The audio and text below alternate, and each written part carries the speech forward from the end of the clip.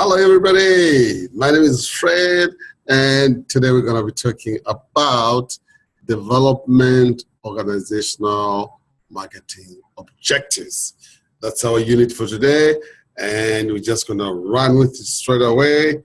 Let's get ourselves started. And here we go.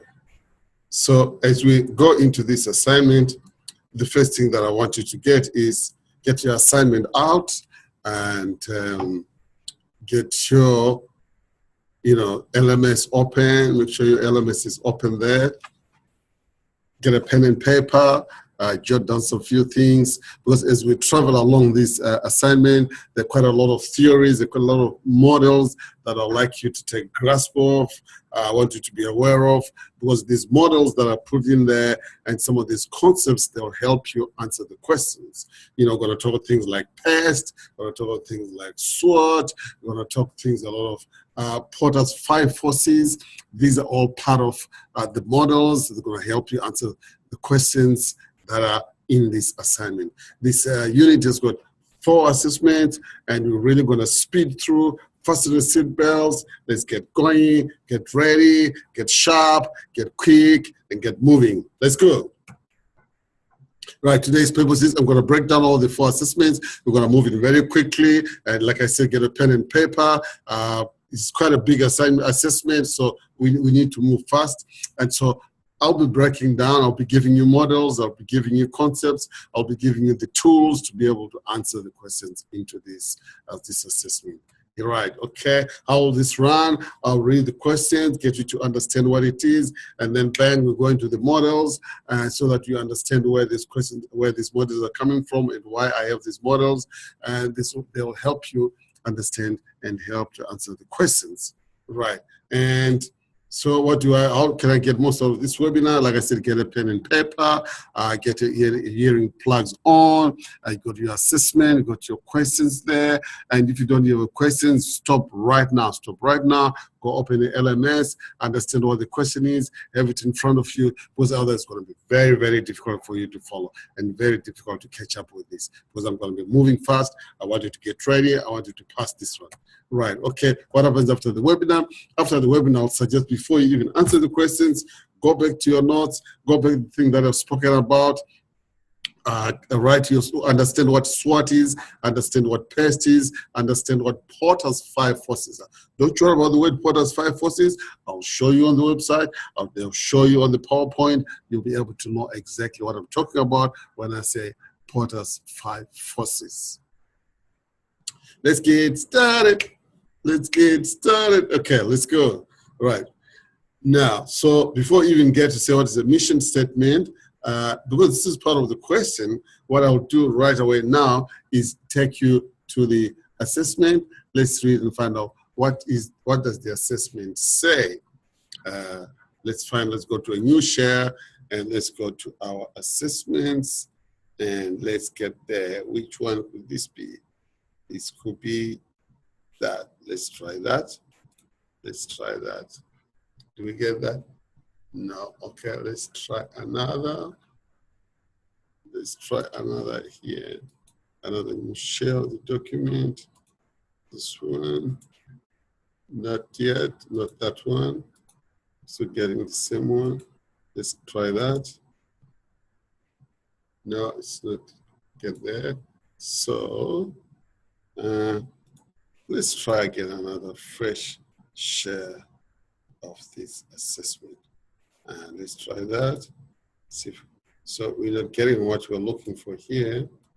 But if you have your assessments ready, you could probably just help me there in getting it all sorted out. So just bear with me 1 second.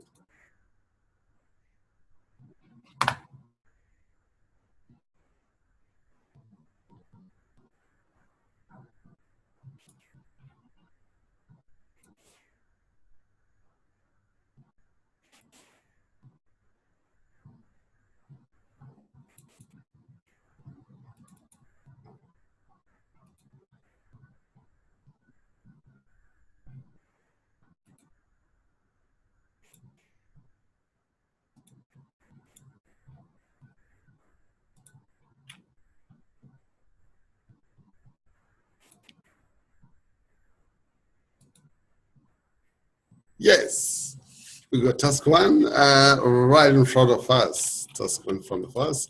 So let's go read what it is talking about. Task one, identify the organization's current strategic direction.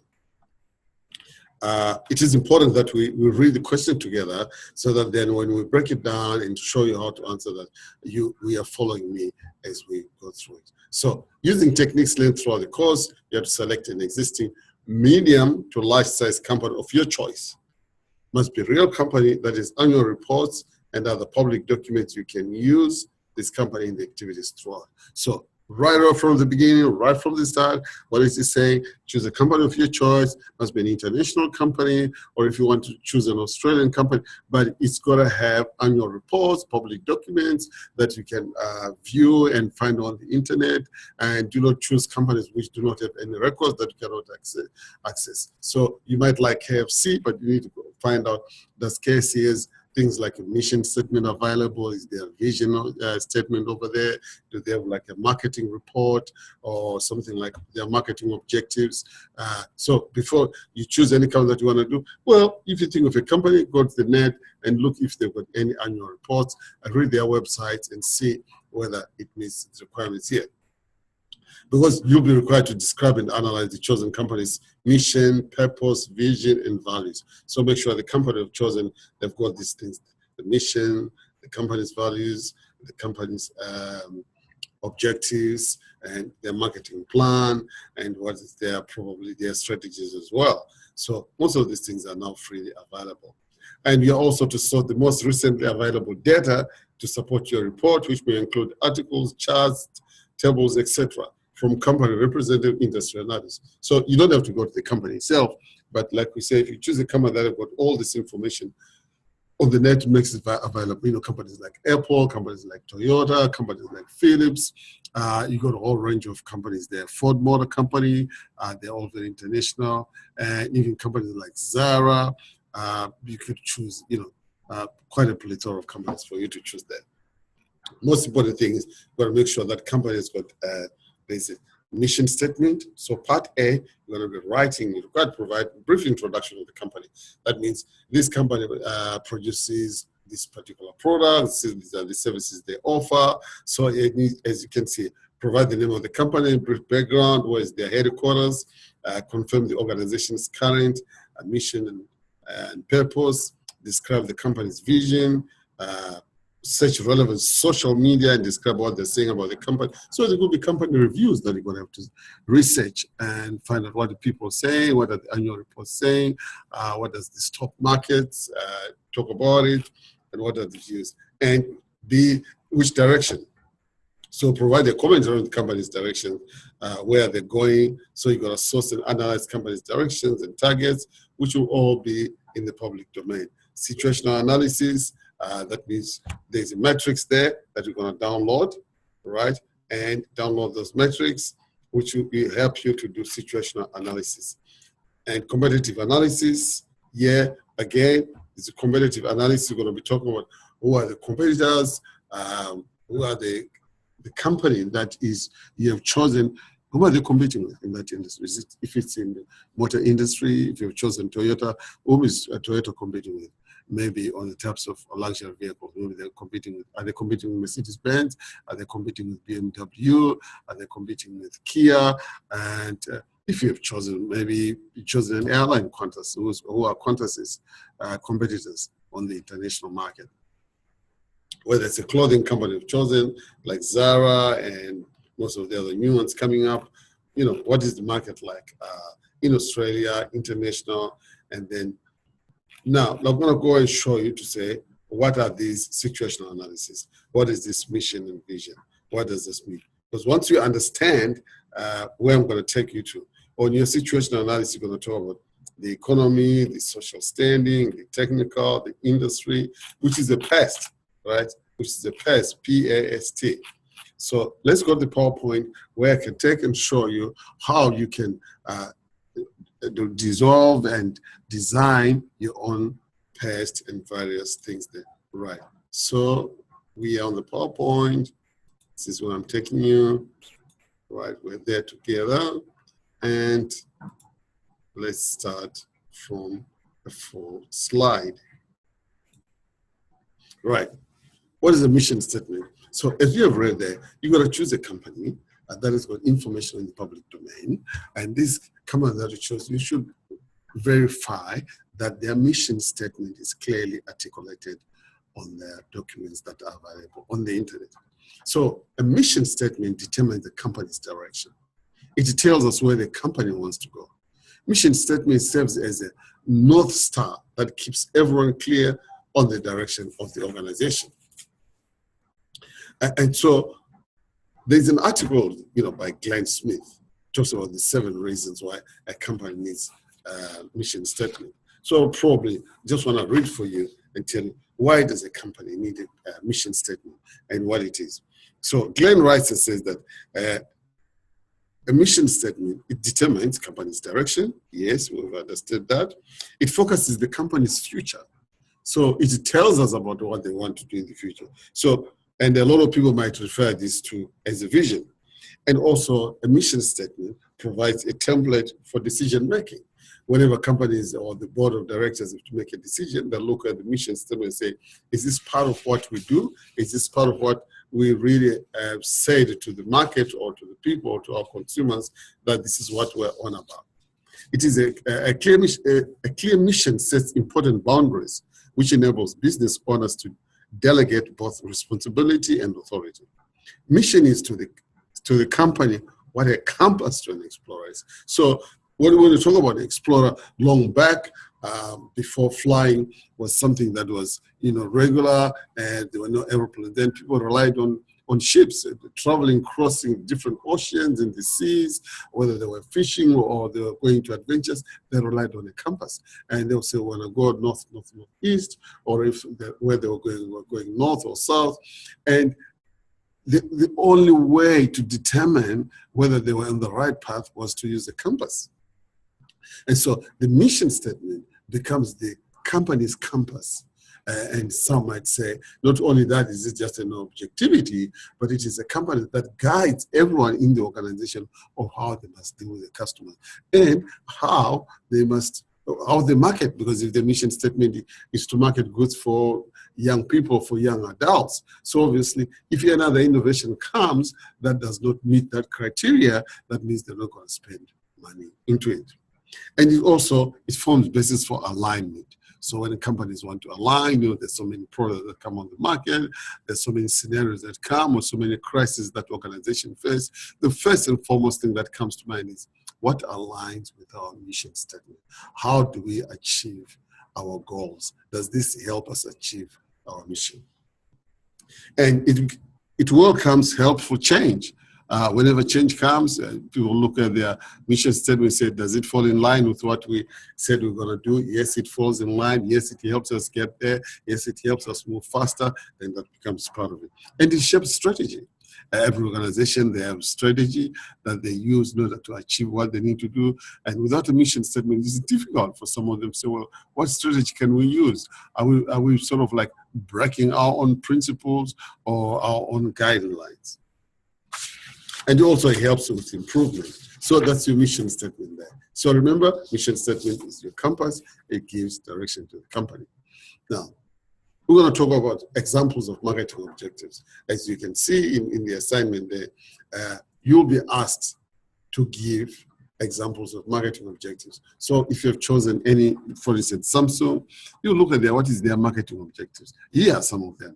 It could be achieve revenue growth of 15% per year for the next 4 years. That's a marketing objective. What do we mean by objective? This is what the company is going to spend money to achieve. So they're saying, well, this year, our aim is to achieve 15% revenue growth, or we want to increase our market share by 4%, by 2020. So as you can see, it's very specific, it's very targeted, and it's time bound. You got the year there, 2020, and it's 4%. And it makes it clearer to those that are following or those that are managing and making decisions. Or it could be add 1,000 new customer accounts, generating at least 100,000, not just any customer account, but this is how much you want to generate, within 3 years, or achieve at least 95% excellent customer service. So your customer service department might have a marketing objective, say, hey, we want to achieve 95%. So that means when you budget money for marketing objectives, you are saying the return we're expecting is 4% market share, 95% excellent customer service, an increase in proportion of sales booking for repeat business, 45%. So whatever funds that you put in for marketing objectives, say, look, this is what we expect to get. This is what we are targeting. This is where we are going. This is our destiny. This is what needs to be achieved. And everybody in the company then has to align with those objectives. Now, situational analysis, there's this, a question there, and the metrics that you're going to fill in for situational analysis. Now, in the situational analysis, what you're talking about is PEST, P-E-S-T. P stands for political factors. E stands for economic factors. S for social factors, and T for technological factors. So what are political factors? These are, the government stability. For instance, in Australia, it's quite a good place for investors, because when they look at the political scenario, politics is stable, the government is stable, and though we have elections, and you can't tell there's no difference in the economic factors when there's a change of government. What do I mean by that? In other countries, when elections are held and a different party or a different leader comes in, certain international agreements are broken. For instance, certain investment things get cut off because everyone comes out with their own ideas. And most of those, well, it doesn't mean that governments don't come with ideas. They come with ideas, but there are countries where the ideas are so drastic that they'll say from now on, taxes 35%, or from now on, we do not like international companies. From now on, the remittance of funds has been reduced or affected. Whereas, countries like Australia, New Zealand, and most of all the other developed countries, where the political factors are so stable that it doesn't matter who really is running the country, there's a respect and an integrity to what's already existing. And when you talk about also that's the rule of majority, we're talking of democracy here, taxation policies. Since I've been here, since everybody's been around, you find that the taxation policies are not drastically changed. And so you'll find that the company tax regime, personal tax regime has been in existence for a long time, and your international investors do not expect for things to change overnight. And therefore, the stability of that and the continuity and perpetuity of what already exists is what attracts your investors, because then there's no risk of probably person coming into power and nationalizing all the assets and nationalizing all the private companies and maybe dishing out to their comrades and stuff like that. So therefore, when you talk about political factors, we're actually looking at the political stability of a country. So, and also regulation and deregulation trends. So, markets, investors, they like to invest in markets that are properly regulated, that are fair, and there's a sanctity of private property and sanctity of private investors, and the respect of them having to remit their own money at an agreed percentages or agreed timelines. And where corruption, obviously, levels of corruption are very, very low or non-existent at all. There are countries where, in order to do business, you have to sort of grease the palms of the political giants in those places. And so they really, it's ease of initiating a business deals in open countries like Australia, New Zealand, and many other countries. And we then want to look at economic factors. We're looking at stage of business cycle, the impact of globalization, labor costs, change in economic environment. So as we can see, once you have your political factors that are very stable, generally what follows is a stable economic trend. And as you appreciate, most of the economic trend, most of the economic activity is bound by the regulations that are put in by politicians. So if those regulations are stable and consistent, you find that the economic activity that is obviously bound to regulation begins actually to sort of move at a pace that is very encouraging, that is very steady for investors, they know they can invest and expect to reap returns in 10, 20 years, and nothing will really drastically change and they'll not lose money. And that is why a lot of international investors, they look at pets and say, what are the risks? They look at the risk factors of investing in certain countries and say, well, I would invest in that country because any slight political upheaval, my investment is blown up. And then we look at social factors. Social factors now looking at the population, the growth, and you're looking at the gender and ethnic diversity. You look at social welfare, economic disparity, and digital disparity. And some of the social factors you look at as well. Say, for instance, if you're in the clothing industry and maybe you sell lingerie for ladies and what have you, you look and say, in this country, when you're doing your pest analysis, I am into lingerie. For instance, we've got shops like Peter Alexandra. So if Peter Alexandra was going to sell maybe somewhere in any country, you look and say, socially, are my clothes, are the lingerie is really socially accepted that I can sell to the public? There are countries you can sell some of the lingerie openly in a glass shop. For instance, if you were to sell stuff into the Middle East, the laws over there actually dictate that in a women's shop, a man will not be able to sell women's lingerie. So you look at those social factors and say, well, am I able to operate in that environment? Can my business succeed in that environment? And it might be even with the food. You look at social factors.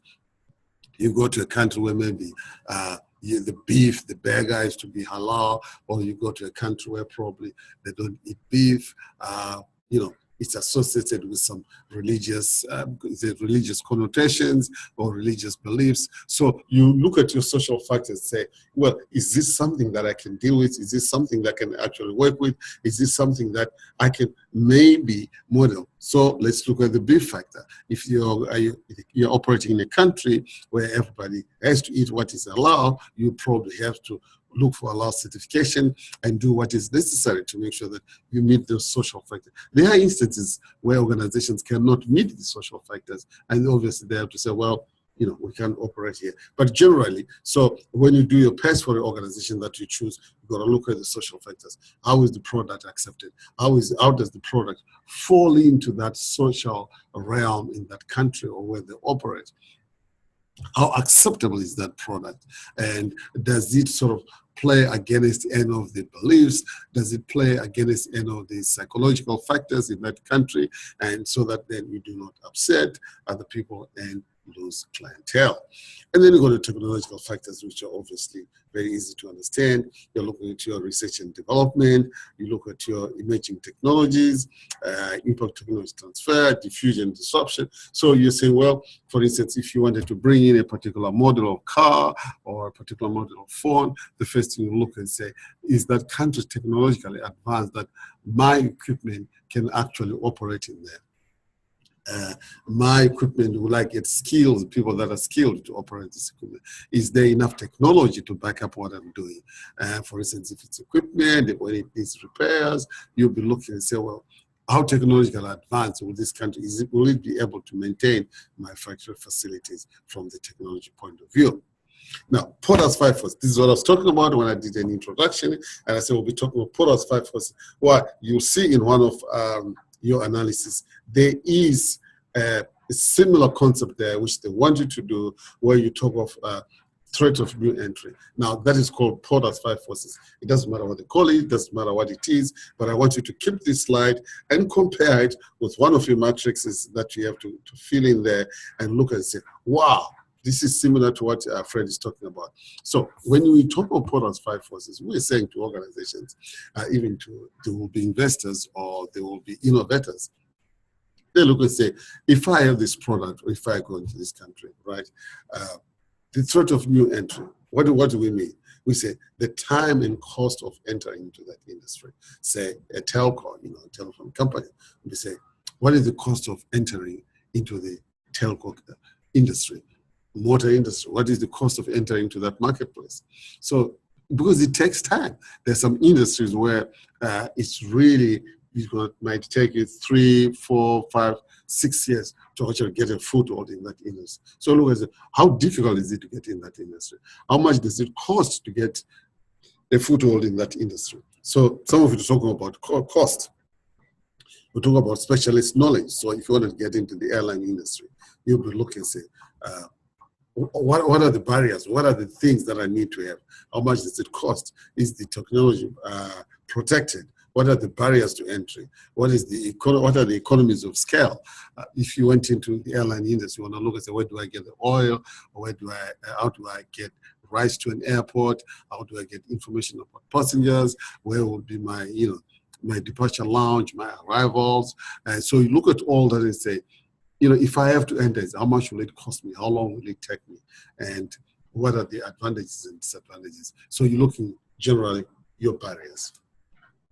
Now, once you're in there, okay, let's assume you can enter, and you look and say, whilst I'm in there, who are my competitors? So, which is competitive rivalry. See, the number of competitors in the industry, the quality of differences. You're talking about the airline. You'll be talking about there's Emirates, there's Etihad, and there's Tiger, and there's Qantas, there's Virgin. You'll be saying, where do I want to position my product? Am I positioning it at the higher end of town? Am I positioning it right in the middle? Or is it something that I'm going to position it very low? Like Tiger, they position themselves, say, look, we're the cheapest. We'll get you there at $60, $70 to Melbourne. We're going to get you there. And so those are the differences you're going to compare with the people in the industry. Obviously, you want to find, there will be some similarities, but it's going to be, what are the major differences of all those competitors? So you look and say, what are the differences in these competitors? At what point, and how are they competing against each other? What is their competitive advantage that each and every one of them is using? Then once you've done that, you say, well, buyer power. What do we mean by that? We talk about the number of customers, the size of each order, the differences between competitors, right? Price sensitivity, ability to substitute, and cost of changing. So when you look at buyer power, now we're saying, in short, do the buyers have the power over you, over your business? There are businesses where consumers do not have control, do not even have power. For instance, when I caught the train this morning, we as consumers do not have power to change or give ideas to Railcorp. They have a monopoly. They're the only ones. So if we need to come to work, we have to wait for that train. So, and they can tell us tomorrow the tickets have gone up by 10%. We can't boycott because it will be at our own peril. We have nowhere else to go. But then there are businesses in which the consumer has more power. You can withdraw your purchasing power from that shop or from that organization, and they can feel the pinch. Or where you can go demand a discount, where you can go demand to be heard and demand for a change and say, you know what, if this doesn't change, I'm not coming here anymore. And suddenly, by you withholding your wallet to yourself, in a sense, you're actually having power to the organization. Theory of substitution. What are we talking about here? We're talking about you might have a product, and this product can easily be substituted. And for instance, we're going to talk about another example that we had. There's what's called Northwest Airlines in the United States. So part of their mission was, look, we want to take you to your destination just as if you go by car. So what they're saying is, instead of you driving, the cost of you driving from LA, maybe to Washington or to Las Vegas, we're going to fly you. So if the airline looks to say, if we don't fly, what alternative can the customers use? Or if we are too expensive for consumers to fly with us, do they have an alternative? Yes, they'll drive. to become too expensive. Take, for instance, Sydney to Melbourne. If there was a fast train and one of those bullet trains, you will have a choice to say, well, if the airline is costing me $500 to get to Melbourne, I'll catch a bullet train that probably might be costing you maybe $200. And so when you say sort of substitution, we are saying, well, can this product be substituted? Can that service be substituted by something else that customers might go and say, well, I have a choice, I can do this. So it's something that we have like with their videos and movies and the different things that we have. Now, we have a choice. If you don't want to go to the movie, you can have Netflix. And if you don't want to get a hard DVD, you can still go to someone online and you can purchase your video that you want to watch, purchase the movie online, and you can watch it. So with people in those kind of businesses, companies, those kind of businesses, they've come to realize, yes, it might be easy to enter the business. The customers have choices of what they can do. So that means the threat of substitution is very, very high. Therefore, you have now to be given either top-level service or the best product that you can have, because otherwise, well, customers will just substitute you. They just choose something else other than your product. So when you look at a company that you're going to choose, look at all these things. Can it be replaced? For instance, if you chose Coca-Cola, you'll be saying to yourself, well, in drinking a Coca-Cola, can this drink be substituted? If you go into a bar or go into a restaurant, look how many choices we have. So if Coca-Cola doesn't, bode well with you, or they don't keep themselves afloat, innovating, coming up with new ideas, keep themselves marketing, they can easily be replaced. You can simply, go use and take another product. And then supplier power. This is where we're talking about. Again, let me go back to the example of airlines. The airlines, their prices generally is dependent on the price of oil. And therefore, they rely on an organization called OPEC, the oil producing export countries. And so these countries get together and say, well, we're selling a barrel of oil, $150 or $80. And so with the price of oil, when they change it and it becomes very expensive, without doubt, with no time wasted, the airlines will automatically raise the price of tickets. And therefore, what do they say? The supplier of oil has the power, and you as a company that has got aeroplanes do not have power at all. And we as customers to that airline, we do not have power at all. So what we're saying is, what we say really does not impact the oil producing countries, does not impact the price of oil. And that's just one example. But there are situations where, I can give you another example, Woolworths and the dairy farmers. The dairy farmers found themselves in a position where if they needed to sell their milk to Woolworths and Co., and, they have to sell, buy to what Woolworths is saying. Woolworths say, well, I'll buy your, for instance, I'll buy your milk at $1.50. Right, take it or leave. If they don't sell the milk to Woolworths with all their branches and so forth, who are they going to sell to? Well, they might go and sell to somebody else. There's IGA, the group of groceries. But how big will those orders be? So farmers will really go broke. So you find them taking a low price deal. Why? Because now here, the buyer has the power. And so we want to, when you look at the company that you've chosen and you do this analysis to tell us, does the company has the power? Does the supplier has the power? Does the customers have the power? Who has the power here? So, for instance, you might have a number of suppliers that might get together and say, okay, guys, like I gave you OPEC, okay, guys, this is how much we're going to sell. So you have suppliers that might form a union or form an organization, and they have some agreed prices and agreed terms of operations.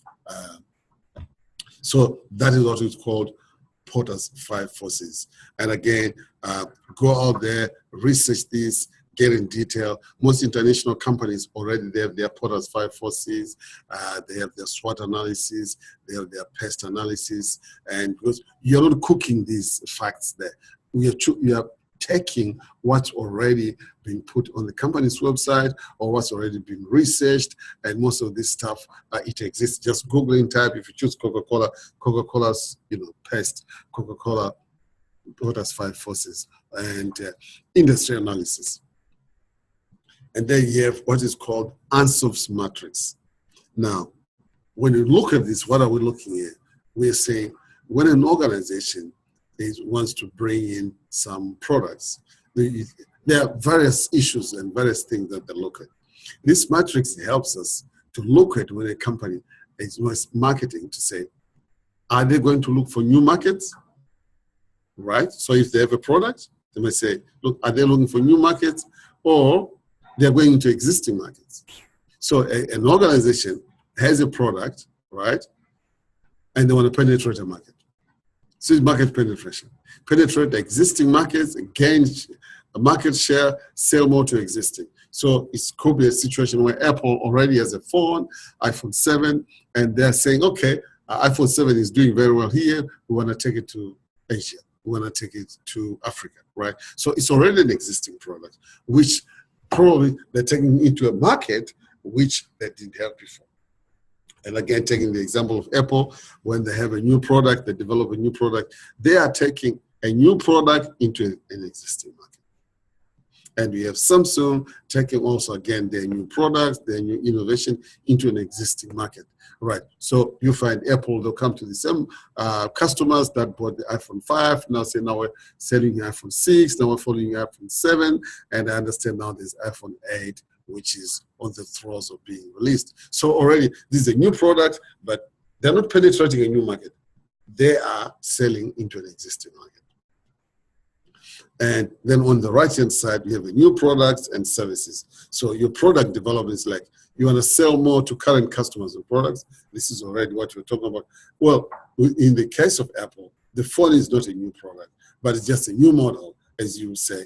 Well, this is an upgraded level of phone. The services that iPhone 6, iPhone 5 will give you are still the same, but then the product is new in the sense that there's been new additions to an existing service, a new addition to an existing product. So it has been enhanced, so to speak. And so they'll say, well, we've got this enhanced product that we want to now sell into our existing market.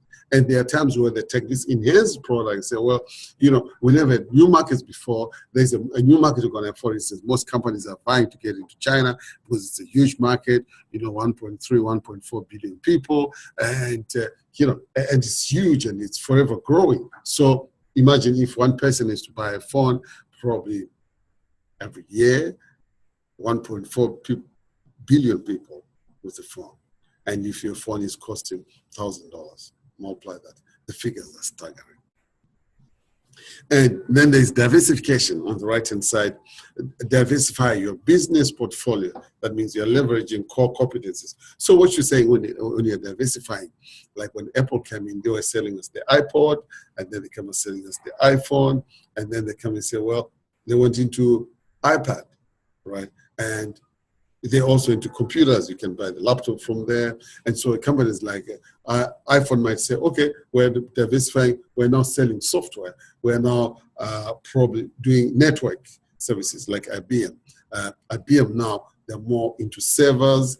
And of course, they're still into laptops, but not as much as when they started before, when they're solely into computers and mainframes and so on. Now they've changed and they put their focus on servers, and it's a huge market with cloud computing, and most of the places where I've worked and I've seen servers, they're mainly IBM servers. And Apple, I haven't heard of any Apple servers. So we're talking here of gigantic organizations that need to put their data and to house that data into one particular place, and where that is a controlling factor, where it's all different departments are integrated. So that's your answer matrix. And again, I urge you to research on this. The pest, I'm just going to go back. I really love this map here. Situ pest analysis, porous 5 forces, answer matrix. Please learn these, keep these principles, and know these models, because as you continue studying, going further and further into semester 2, you find yourself being asked to do a pest analysis, SWOT analysis, Porter's 5 forces. So I would rather, at this point, grab it, understand it, and let it be part of your DNA. And then you got market opportunity analysis. Now, of course, your assignment is asking you about, pick 2 opportunities that you can find there. And while I'm going through this, these PowerPoints enable you to fill in those matrices that we have. They help you to answer the questions in there.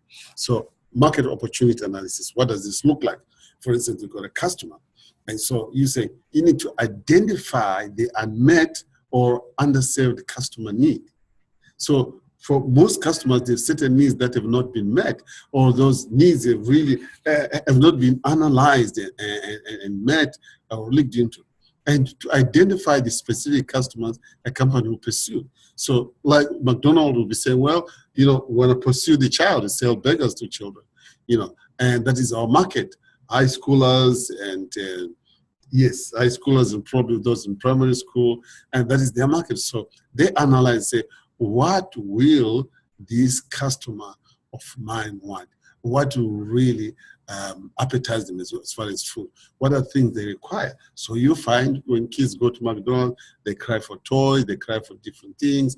That's why I find McDonald's, they've got a clown outside, and they've got some playthings, so kids can have birthdays. So they're catering to their market. They say, well, what will make my market tick? What will make my market come to my place? So, marketing, there are 4 P's. There's the price, there's the promotion, there's the place, and there's the product. And so they look at that and say, your product, what is the price on the product? Where is it sold, being the place, second P. And 3, what is the promotion? How is this product promoted? And what is the product itself? So when you get to competition, you say the access advantage relative to competition. You assess the advantage relative to say what is my advantage? What is my competitive advantage over my competitors? That means, what is that unique thing in my product that will separate it from the rest of the other products on the shelf? What is the unique service I'm giving to the customer that they'll choose me over everybody else? So what's your competitive advantage? And then as a company, you've got to assess your company resources to deliver what you offer. What resources do we have? What resources should we have if we don't have those resources? Or what skills should we have in order to compete successfully? And then we're going to look at the required technology and in the marketplace. Then you specify opportunities in concrete terms. What is the opportunity? Maybe the opportunity is growth. Maybe you can see the young adults population is growing. And you might say, well, that is really a huge booster. And look at India. Most organizations look at India and say the middle class in India is growing so exponentially that most businesses, when they look and say, do I have products for a middle class? They have those products, go to Bombay, go to New Delhi. You'll see they've identified that their customer who is in the middle class, who's growing and is really aspiring to what are the things they want. They want technology, they want cars, they want the lifestyle, they want jewelry. And so companies within that space, when they study, because their customer, they're not only studying with the customer in their country, they say, well, where do I find this customer? Where is that customer really stays? For instance, when companies that design cars, they're not designing cars just for themselves in that country. They design Lamborghinis, Mark 1. Their customer base, the intended customer could be in Asia, could be in the Middle East. They say, well, they've got people with a lot of money, black gold, which is your oil, and they say, well, they're rolling in so much of money from oil. What would they want to buy? And what sort of people are these? Are they married? Are they young? Are they chief executives? What sort of lifestyle do they want? What sort of lifestyle do they aspire to? And do my products fit in with that? If they don't fit in, some company will go out of their way to actually design something that suits a particular grouping of customers. So as with technology, we spoke of the iPhones and latest thing. So, and then once we're still there, there are frameworks that will help you answer these questions. So in advanced diploma, it's not just a matter of saying, yes, this is good, yes, that. You have to base your questions, you have to base your answers on a framework or on a model. You have to base it on some researched and tested and tried principles. So McKinsey 7S framework is something that I really want you to grasp and have a hold on. Because wherever you'll go, if you intend to go into university, McKinsey is spoken of, from the day you enter the university to the day you leave. And even in most companies, when you work at a senior level, you'll be using McKinsey 7S framework when you're designing different models, or when you're designing different leadership programs. So the strategy, you say, what is the strategy? Strategy is the plan devised to maintain and build competitive advantage over the competition. So, like we say, Tiger Airways, their strategy was to come in at a low price, $49, $50, $79 to Melbourne, or Adelaide, or Gold Coast. So that was their strategy to penetrate into the market. And structure, the way the organization is structured and who reports to whom. So organizational chart. System, the daily activities and procedures that staff members engage to get the job done. What are the daily activities that they do to get the job done? And you're going to look at shared values. What are the shared values in an organization? Shared values are called, subordinate goals. When this model first developed, the core values of the company were evidence as culture and the working engineering ethic and style. Leadership style, is it democratic style? Does the leader's dictatorial tendencies? What sort of style does your leader use in terms of leading? Again, when you talk of style, there's various leadership styles, which I want you to research there. And when you're at a senior level, everyone wants to know what is your style, and how are you going to lead this organization? What do you believe in? What are your ethos and your principles? And the staff, that's the employees and the general capabilities.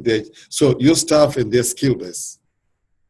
Skills, the actual skills and competencies of the employees for the working for the company. What skills do you have in the organization? So marketing objectives, they've got hierarchy. You might have a lot of ideas, a lot of things that you want to achieve, but they're put into groups. For instance, corporate objectives, if you grow revenues by 50%. Marketing objectives, for instance, this UK company was to grow the market share by 17%. Marketing strategies, refocus product range, introduce customer relations program their systems into industrial division. Marketing tactics, how are you going to get this thing done? That is, improve agreements with key suppliers, conduct search engine advertising. And obviously, these are some of the research done by an organization called Tutor to You. So I think we're just going to go and do some recap here. And let's see what we need to recap. There's a lot of matrices that you need to complete. And let me see if we can just show you one of those matrices. Yes, the competitive analysis matrix, which this is in relation to Porter's 5 forces. Porter's 5 forces. This is the matrix that we are sharing. So go to Porter's 5 forces, research it, or use the one that I put here on this webinar and to enable you to complete this. The second will be, you're going to complete market opportunity assessment metrics. So what is the market opportunity? What are the opportunities that you're seeing here? And every organization will have different opportunities. Maybe the opportunities are in technology. Maybe the opportunities can be viewed best by the growth in maybe population growth. The opportunities could be the country's economy is growing and you see the population having more and more disposable incomes and being able to spend some money on products. And it could be the viability of the business, seeing how viable it is. And you've got to choose in say, how does this fit with organizational business and goals and capabilities? So if the goal was to increase market share, if the goal was probably to increase revenues, how does it fit? And then you go to your risk analysis. What is the risk in this, with this objective? Is the risk maybe the country's climate change? What is the risk? Maybe the risk might be this country, a particular country you have chosen, maybe they rely more on mining, and you might say, well, the risk is when the mining boom goes down, a lot of people will be laid off, and there'll be less finances for people to spend on the product.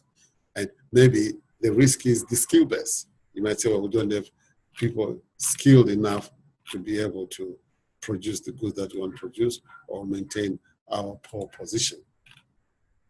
Situational metrics, this is your past. As you can see, economic, social, technological, industry, and legal and ethical. It generally is asking you to do a pest analysis, which we have covered there before.